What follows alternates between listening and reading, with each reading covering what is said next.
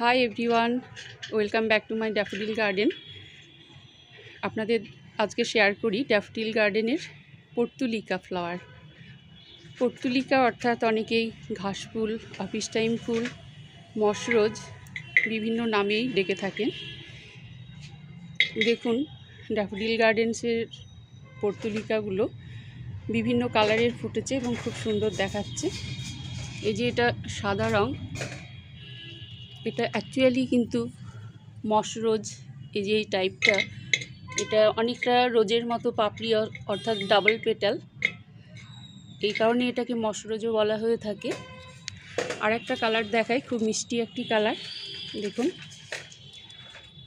এই যে এটাও মানে মশরোজ বলার কারণ এই জন্যই যে অনেকটাই দেখতে গোলাপের মতো এবং ডাবল পেটাল, খুব সুন্দর কালার এটা।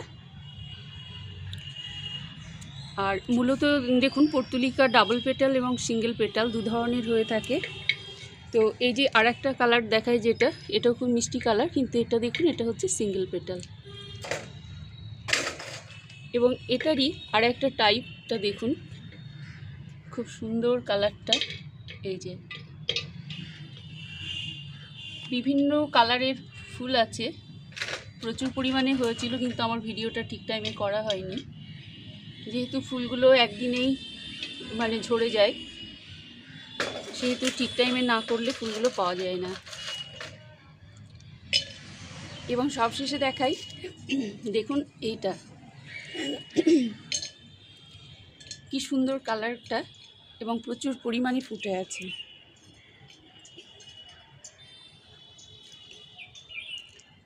প্রচুর পরিমাণে ফুল ফুটেছে এবং অনেক দিন ধরে এরকম ফুল দিচ্ছে। ইয়েলো কালার, এটা সিঙ্গেল পেটাল এবং এটা হচ্ছে যে পর্তুলিকার আর একটা টাইপ।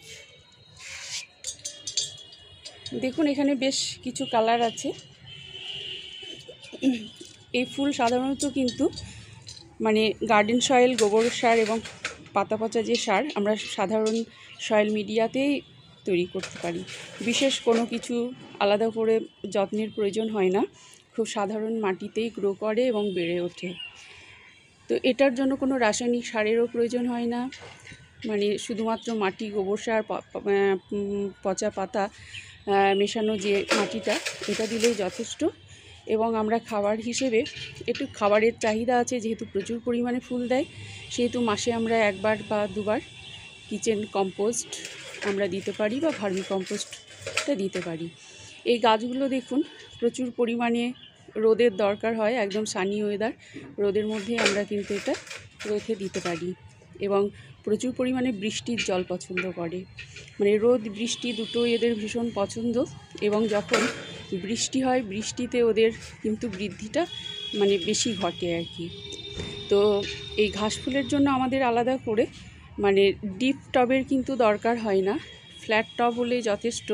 কারণ গাছগুলো যেহেতু স্প্রেড করে, সেহেতু আমরা বনসাই পট এ ধরনের বা ফ্ল্যাট যে কোনো ধরনের টব আমরা কিন্তু বসালেই কিন্তু ভালো হয় ফুলগুলো, মানে এক্ষেত্রে কিন্তু ডিপ টবের একদমই প্রয়োজন নেই।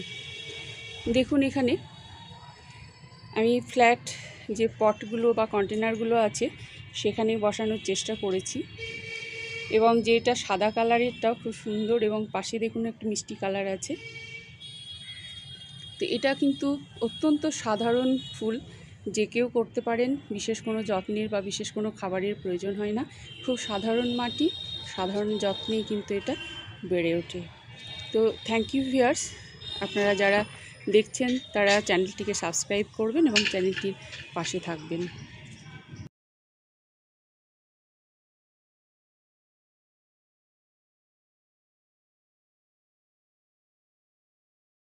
বন্ধুরা, আপনাদের সঙ্গে বেলি গাছটা শেয়ার করি। দেখুন মার্চের মাঝামাঝি সময়ে বেলি গাছে অসম্ভব ফুল এসেছে, প্রতিটা ডগায় ডগায় প্রচুর ফুলে কিন্তু টবটা ভর্তি হয়ে গেছে। দেখুন গাছ ভর্তি ফুল, ছোট্ট টবে আছে, এটা 6 থেকে 7 ইঞ্চির টবে রাখা আছে।